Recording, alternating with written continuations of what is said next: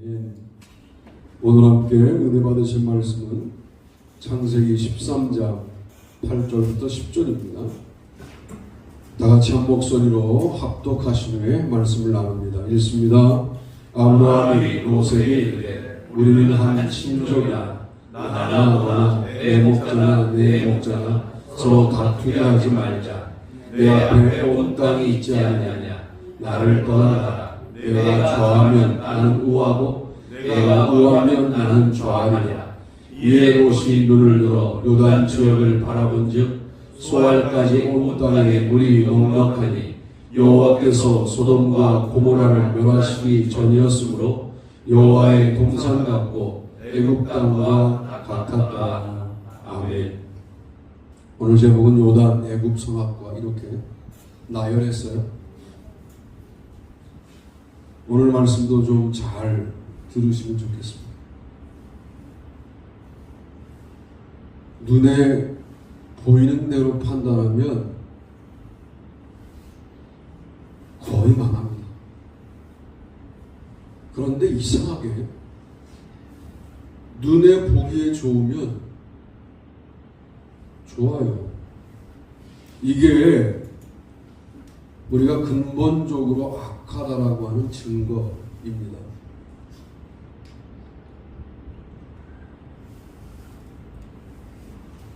이쁜 사람이나 이쁜 짐승은 다 얼굴값을 해요. 그거 진리 같아요. 버섯 이쁜 건 독이 있어요. 여러분의 선택은 어때 왔는지 모르겠어요. 롯과 아브라함의, 이때는 아브라함이죠. 육축들이 많아져서 섞이는 겁니다. 서로 싸우는 거죠. 우리 거라고. 야, 그러면 이제 헤어지자. 그래서 주도권을 롯에게 주는 거죠. 네가 좌하면 나는 우하고 네가 우하면 나는 좌하겠다. 네가 먼저 선택해라. 이럴 때 롯이 얼마나 기회주의적이었냐면 작은 아버지보다 좋은 거 선택해야지 하고 선택하는 거죠. 그때 요단들을 바라본즉이라고 되어 있잖아요. 샤카프라고 하는 단어인데요. 지형, 거리, 전망을 살피다. 그런 뜻이에요. 한눈에 탁 살펴보니까 물이 넉넉한 거예요. 그럼 뭐까지 고려했어야 되냐면 삼촌이 저 척박한 반대 땅을 선택하면 삼촌은 어떻게 살까가 염두되어야 하는데 그런 생각이 없는 거죠. 일단 기회는 내가 잡아야 되겠다는 생각이 강했던 겁니다. 그래서 요단들을 선택해요. 그게 나중에 소돔과 고모라가 되고 동성연애가 상식이 된 동네가 되고, 그리고 두 딸은 도망간 곳에서 아버지를 범해 모압과 암몬 족속의 조상이 되는, 말 그대로 콩가루 집안이 됩니다. 전문용어로 배지밀 집안이라고 합니다. 선택 한 번 땡겼어요. 우리가 이 선택을 바라보면서 나는 그렇게 살지 않았다라고 자신 있게 말하실 수 있겠습니까? 내 눈은 물이 넉넉한 요단을 바라보고 있는데 하나님은 그쪽 아니야, 반대편이야. 그렇게 선택한 게 있으셨습니까? 이 정도가 아니어도 51대 49 그러면 51을 선택하는데 매우 민감한 일주일을 살다가 여기 오신 것 아닙니까? 혹 너 49를 선택해도 내가 너 4,900, 49,000 만들어 줄게. 지금 당장 억울해 보여도 너 억울한 거 내가 신원해 줄게 라고 하는 주님의 약속을 믿고 남들이 선택하지 않은 길을 선택하여 가보신 적이 있습니까? 아니면 지금도 그 길을 걷고 계십니까? 외로운 싸움이에요. 주님이 주시겠다 하고 당장에 주시지 않아서 매우 힘겨운 싸움이에요. 그때에도 가는 거예요. 꾸준히 걷는 겁니다. 어떤 약속도 가시적으로 주어지지 않아요. 믿음이라는 게 그래요. 우리는 어떤 세상을 살아요? 일이 되려면 지금 뭐가 좀 여지가 보여야 되고 이게 점점 커져야 되고 결국은 그렇게 가능성이 높아지면서 100에 이르러야 되는데 그런 게 아니에요. 믿음의 역사는 아무것도 보여주지 않아요. 어떤 가능성도 존재하지 않는 길을 묵묵히 걸어가는 거예요. 이게 우리의 선택이 되어야 하는 겁니다. 주도권 경쟁을 하잖아요. 교회 아닙니다. 목사파, 장로파, 우리는 뭐 팔을 나눌 만한 교회가 아닙니다만 몰라요. 그것도 목사파, 장로파 나뉘어서 싸웠다. 거기 하나님 안 계시잖아요.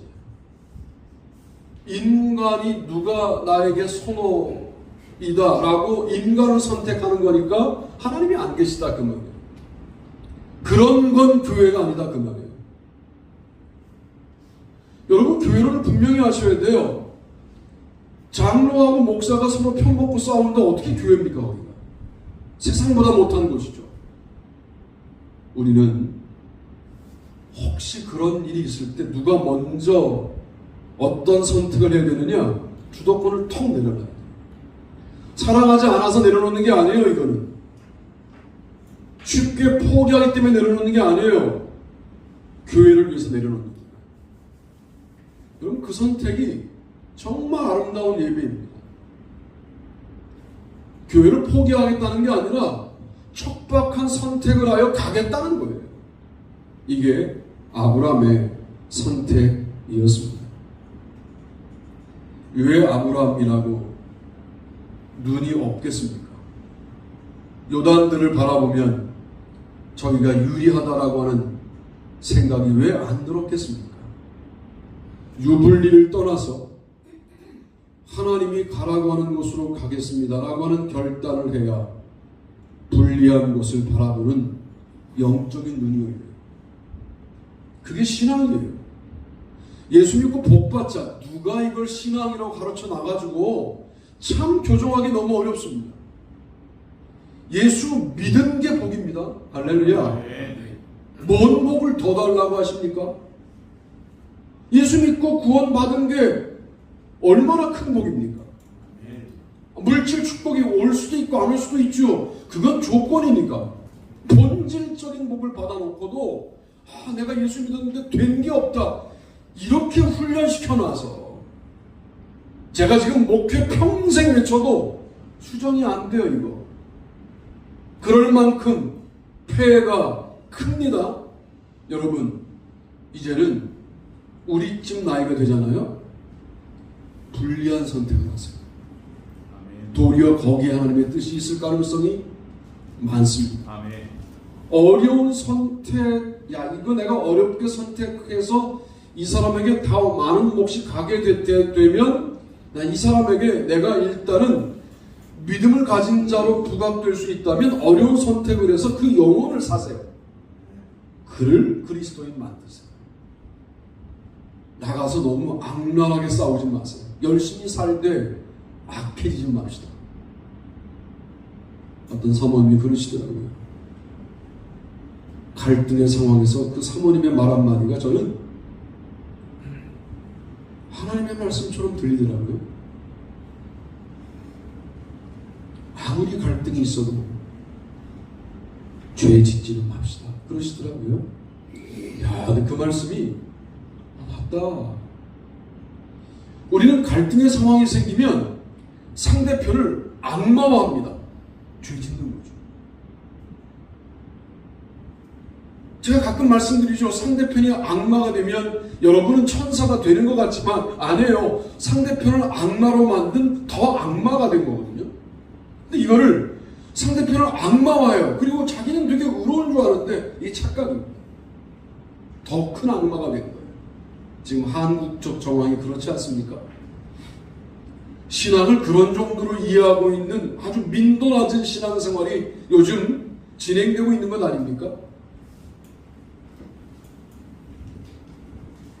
교회를 떠나 광장으로 나가면 안 돼요. 교회를 지켜야 돼요. 세상이 혼란스러울수록 목사는 교회를 지켜야 돼요. 그런데 광장이 교회처럼 지금 행동들을 해요. 그리고 서로 상대편을 악마화해요. 죄 짓는 겁니다. 그러므로 오늘 우리들은 주도권을 탁 내주는 거예요. 참 여유롭죠. 그래, 네가 좋은 거 해. 나는 하나님이 맡기신 것 같게. 뭘 인정하는 믿음일까요? 하나님을 인정하는 믿음인 거죠. 내가 척박한 땅을 선택하게 되더라도 하나님이 나를 결국 인도하실 것이다에 대하여 아브라함은 이미 경험이 있는 겁니다. 두 번째는 소제목과 본문을 같이 읽어보면 좋겠습니다. 읽습니다. 시작. 애굽 본능주의자시다. 또 너희가 말하기를 아니라 우리는 전쟁도 보이지 아니하며 나팔 소리도 들리지 아니하며 양식의 궁핍도 당하지 아니하는 애굽 땅으로 들어가 살리라 하면 잘못되리라. 아멘. 예레미야 42장 14절 말씀입니다. 너 니르에 말하노 전쟁이 보이지 않는다.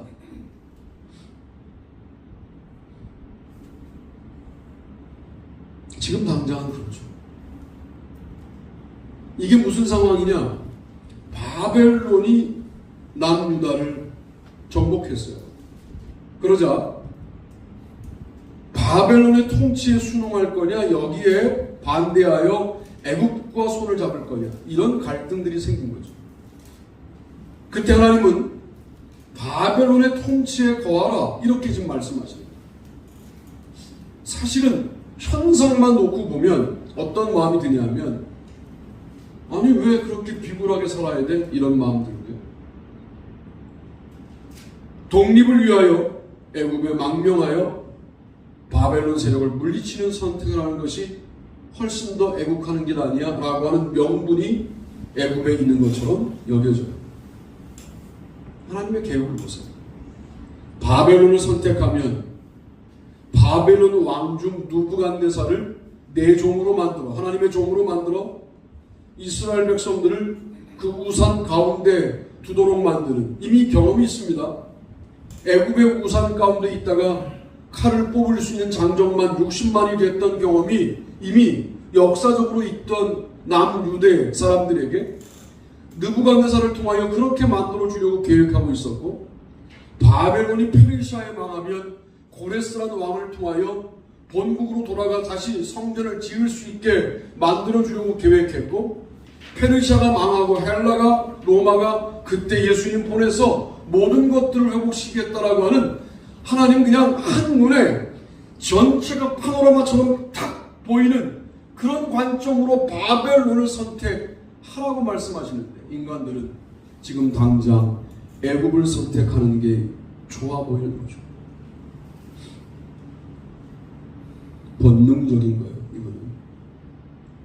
신앙은 본능적으로 끌리는 것에 따라가면 거의 망합니다. 100% 망한다 그러면 너무 과격하고, 거의 망합니다. 본능적으로 끌려요. 저 사람이 거의 사기꾼일 가능성이 많아요. 맨 처음 너무 인상이 안 좋았는데 볼수록 끌려요. 좋은 만남일 수 있어요. 여러분의 본능을 너무 믿지 마십시오. 뭐 감을 믿는다, 막 살겠다는 거예요. 우리가 죄인인데 우리의 감을 믿고 살겠다, 막 인생을 낭비하겠다는 거예요. 애굽에는 구원이 없습니다. 바벨론의 구원이 있느냐? 아니요. 바벨론을 쓰시는 하나님의 구원이십니다. 하나님의 마음이 어디를 향하는가를 봐야 돼요. 그때 우리는 애굽을 선택하지 않게 되는 거죠.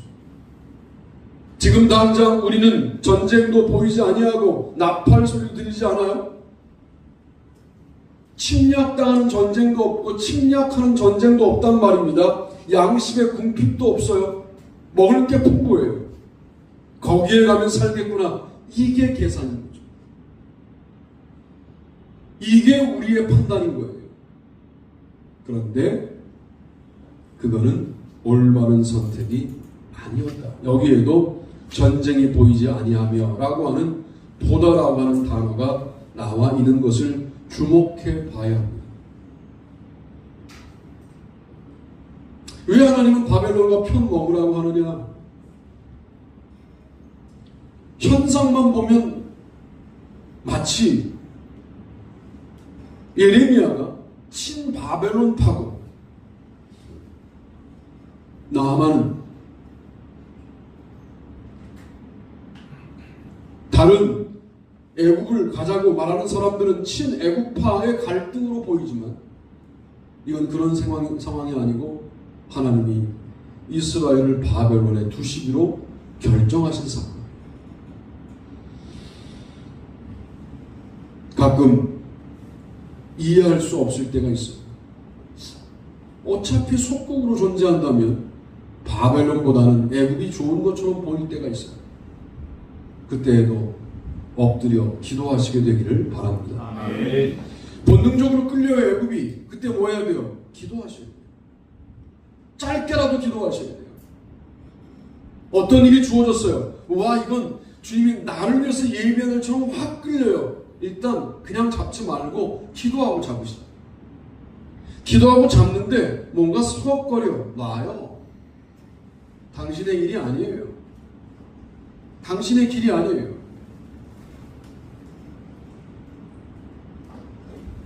우리가 교회적으로 새로운 것을 모색하려고 하다가 먼저 기도했죠. 왜? 우리의 계산에는 매우 매력적으로 보였으니까.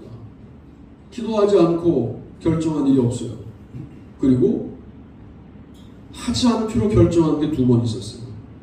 저는 그게 교회의 실력이라고 믿는 사람이에요. 그거를 여느 교회처럼 할 수 있어요. 제가 밀어붙일 수 있죠. 그렇게 안 해요, 절대로. 이런 본문들 때문에 그런 거예요. 여러분 때문이 아니고 말씀 때문에 그런 거예요. 말씀에서 그렇게 돼 있어요. 목사가 개인적으로 볼 때는 본능적으로 야, 그거 괜찮겠는데 그런 것들이 유혹일 수 있다. 근데 기도 가운데 주님께서 모든 것들을 앞서서 인도하실 때는 그건 순종하죠. 끌고 다닐 이유는 없는 것이다. 하나님이 끌고 가실 때 끌려다니는 거지 인간이 끌고 다니는 것은 맞지 않다. 그것은 이런 상황에서는 그런 공동체는 100% 애굽을 선택하게 돼 있어요. 얼마나 계속되는 예레미야서 42장, 43장, 44장에 보면 인간이 얼마나 악하냐면 애굽으로 갔어요. 잘 먹고 잘 사는 거예요. 거 봐. 아무 문제 없잖아 라고 말하는데 하나님은 계속 돌아오기를 바라서 뭐라고 말씀하시냐면 너 정말 크게 망한다. 너 정말 크게 당한다. 너 칼과 기근과 전염병, 이게 세트거든요. 칼과 기근과 전염병. 하나님이 쓸 수 있는 무기를 다 써서 말씀하시는 거예요. 나 이 3가지 동시에 동원한다 라고 말을 해도 당장 오지 않으니까 전혀 신경 쓰지 않는 겁니다. 거기까지 가요. 우리의 인간적인 선택이 우리에게 어떠한 유예도 가하지 못하는 그 유보기간이라는 게 있는데 그 유예 기간을 마치 본인이 승리한 줄 아는 참 인간이 못돼 먹은 존재구나 하는 사실을 예레미야서에서 우리에게 알려줍니다. 우리가 세상을 선택해도 지금은 아무 일이 없을 수 있어요. 제가 너무 심한 얘기를 해볼게요. 자, 여러분 내 아무 일도 없었어요. 아들 내 생기면 어떡하냐? 그거 어떡할 거냐? 그거 부모로서 너무 무책임한 거 아닙니까? 아들 될 때도 아무 일이 없었어요. 손자 되면 어떡하실 거예요? 여러분, 신앙이라는 게 내가 무슨 잘못 선택했는데 당장 나에게 어떤 유해를 가하고 안 그러신다니까. 왜? 돌아오길 바라니까. 끝까지 안 돌아와. 이런 일관성은 너무나 일관성이 있어요. 그게 너무 위험하게 사는 거 아닙니까? 아무 일도 없는데 뭐 하고 불신앙적인 선택을 계속 해나가요. 애국을 계속 선택해요. 아들 되어 어떡하실 거예요? 조카 목사가 참 여자 목사인데 대단해요. 꼭 그런다는 거예요. 그 교회가 공주에 그래도 신도시에 있어요. 그런데 요즘 세종이 뜨니까 교인들 중에는 세종에다가 제2교회를 세우는 게 어떻겠냐 뭐 이런 얘기들을 하는 분들이 있고, 그런 고민을 왜 목회자가 안 하겠어요? 하지만 교회가 빚이 많으니까 결정을 못 내리고 있는 거죠. 그래서 어떤 권사님이 그런 얘기를 했다는 거예요. 그러면 이제 저는 아예 기도하겠습니다 하고 할 텐데, 권사님을 조사해 보니까 이 양반의 황금 생활이 엉망인 거예요. 그러면 뭐라고 말했냐 그랬더니 조카 목사가 이렇게 살면 자녀들 어떻게 하려고 그렇게 사냐 그랬다는 거예요. 그래서 내가 야, 너 정말 목회를 막 하는구나. 그런 말을 함부로 할 수 있는 목사가 많지 않다. 삼촌, 저는 정말 그분을 사랑해서 하는 말이에요 그러더라고요. 여러분, 여러분의 일상의 선택이 얼마나 중요한지에 대하여 깨달으셔야 돼요. 지금은 아무 일도 없을 수 있어요. 그러나 그 선택에 승리하셔서 하나님의 이끄심에 순종하는 우리 모두가 되기를 바랍니다. 세 번째는 이것인데요. 읽습니다. 시작. 선악과 절대주의적 시각.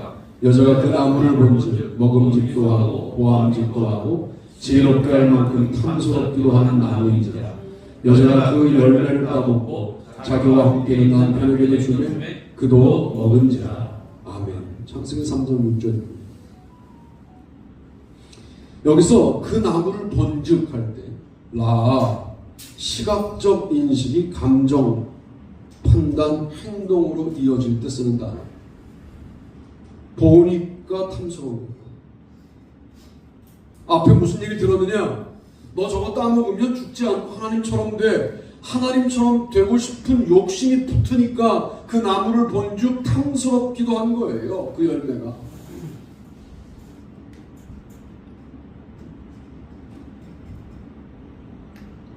우리 안에는 다 하나님처럼 되고 싶은 마음들이 있어요. 그런 걸 권위주의라고 해요. 우리는 우리 서로의 권위를 서로 세워주는 공동체가 되기를 바랍니다. 제가 장로님을 편안하게 얘기한다고 밖에 나가서 장로님 뭐라 그러면 제가 발끈하죠. 서로를 세워줘요. 언제 교회가 어려워지느냐? 목사가 권위를 자신이 세우려고 할 때 끝난 거예요. 그 공동체는. 그게 통해도 끝난 거예요. 통하지 않아도 끝난 거예요. 여러분이 저를 세우고 저는 여러분을 세우고. 할렐루야. 아멘.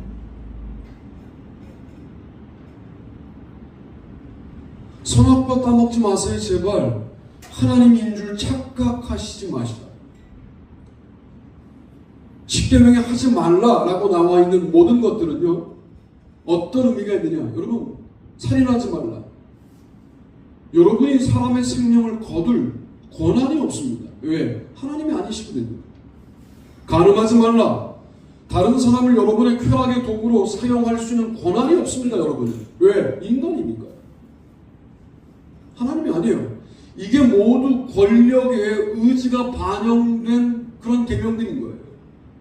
가만두면 우리는 그렇게 살기에 충분할 만큼 죄인들입니다. 그래서 말씀도 읽고 예배도 드리고 기도도 하고 찬양도 하고 맨날 해도 그 악한 본성을 우리가 어떻게 할 수 없어서 그리스도 오시고 하나님 계속해서 성령님 보내시고 지금도 관계하시고 우리는 계속 모른 척하고 살아가는 거죠. 그러나 하나님 포기하지 않으시고 이게 오늘 우리의 모습일 수 있어요.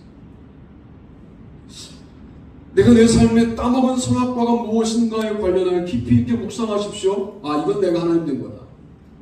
이건 내가 절대자 흉내를 낸 거다. 여러분 그런 거는 빨리 회개하시고 지금 제가 몰랐습니다. 그러나 주인 거 압니다. 용서해 주십시오. 라고 우리 안에 있는 욕심을 바라봐야 할 필요가 있습니다. 여러분 하나님 아니에요. 인간이에요. 우리에게 일단 좋아 보이는 것 한 번도 쳐다보지도 않았어요. 선악과. 그런데 사탄에게 말을 듣고 나니까 보이는 거예요. 여러분 강하지 않아요. 여러분 무슨 어떤 말을 들어도 흔들림이 없는 믿음 그런 거 여러분에게 없어요. 자꾸만 그렇게 자기를 과대 포장하지 마세요. 그런 존재들이 아니에요. 우리는 들으면 영향받아요. 보면 영향받아요. 만나면 영향받아요. 그렇게 무슨 본인 스스로를 너무 과대하게 여기는 이상한 증상들이 있어요. 우리 교회는 겸손해지고 내가 일주일간 보는 게 나의 영성을 결정하고 듣는 게 나의 영성을 결정하고 만나는 사람들이 나를 결정한다는 사실을 기억하고 그들을 만날 때마다 하나님 앞에 둔 중심이 흔들리지 않도록 기도하고 만나고 그들과 대화 안 할 수 없잖아요. 대화할 때도 하나님께 둔 중심의 언어를 잃지 않도록 기도하고 대화하고 그들을 만나서 관계하더라도 그 모든 관계 속에 하나님이 계시도록 관계하고. 할렐루야. 아멘. 그들을 만날 때는 세상 사람처럼 행동하고 일주일에 한 번 주님께 반짝 오셔서 예배하면 신앙생활이 될 거라고 하는 거 이제 세상이 다 알아차려서 그거 안 되는 거라고 우리에게 세상이 알려주고 있는데도 불구하고 우리는 여전히 우리가 눈에 보기에 좋은 선택들을 해나간다면 무슨 희망이 있겠냐. 오늘 말씀은 단순합니다. 눈에 보기에 좋은 게 보였어요. 멈칫하시다. 이거 뭐지? 그동안은 눈에 보기에 좋아요. 탁 잡았다면 이제 눈에 보기에 좋은 게 보이면 주춤거리시다. 아, 이거 뭘까? 선악과 아닐까? 이거 애굽 아닐까? 이거 요단 아닐까? 소돔 고모라가 변장하고 나타난 거 아닐까? 라고 주춤거리고 멈칫거리는 게 영성이다. 예전에는 그런 거 없이 나에게 기회를 주셨네 하고 덜컹 잡았는데 그게 나를 타락하게 만듭니다. 요단과 애굽도 처음에는 좋아 보였습니다. 선악과도 먹자마자 문제가 생긴 것은 아닙니다. 이에 그들의 눈이 밝아져 자기들이 벗은 줄을 알고 무화과 나무 잎을 엮고 치마로 삼았더라. 그들이 그날 바람이 불 때 동산에 거니시는 여호와 하나님의 소리를 듣고 아담과 그의 아내가 여호와 하나님의 낯을 피하여 동산 나무 사이에 숨은지라. 창세기 3장 7절로 9절. 하나님을 만나기 전까지는 자신들에게 선악과를 먹고 난 다음에 어떤 변화가 일어난지에 대하여 자각하지 못하다가 일단 벗은 것이 부끄러워 무화과 나무 잎으로 옷을 해 입는 정도의 변화가 있었으나 이게 하나님이 되온 증거일까? 라고 여길 뿐 몰랐는데 하나님을 만나고 나니까 아담아 내가 어디에 있느냐 라는 말씀을 듣고 나니까 문제가 생긴 것을 알게 되는 거죠. 인간이 이렇게 미련합니다. 오늘 말씀을 여러분 적용한다면 여러분의 일상의 삶 가운데 선택이 필요한 상황마다 1초, 2초, 조금 더 한다면 1분? 주님 이거 선택해야 되는 겁니까? 묻고 아무런 응답이 1분 만에 없을 수 있어요. 그러고 잡으시오. 그러면 일단은 우리가 영성을 포기하지 않고 그 일을 잡았기 때문에 여기서부터 주님의 인도하심이 작동하기 시작해서 아니 놔야 되는 거구나, 잡아야 되는 거구나 하는 것을 알게 하시죠. 잡게 하시면 잡고 우리 그렇게라도 순간순간 이 길을 걸어가는데 이제 호흡이 길어지면 중요한 결정을 앞두고 오랜 동안 기도하시다가 그 일을 마주대야 하는 이렇게 발전해 가자. 그것이 오늘 설교의 핵심입니다. 눈에 보기에 좋은 대로 선택한 모든 선택들은 문제가 있더라. 그러므로 눈에 보기에 좋은 선택들 앞에서, 요단 앞에서 멈칫하고 애굽 앞에서 멈칫하고 선악과 앞에서 주춤거리는 영적인 행동들을 하시면서 주님의 손을 붙잡고 나아가시기를 주님의 이름으로 축복합니다.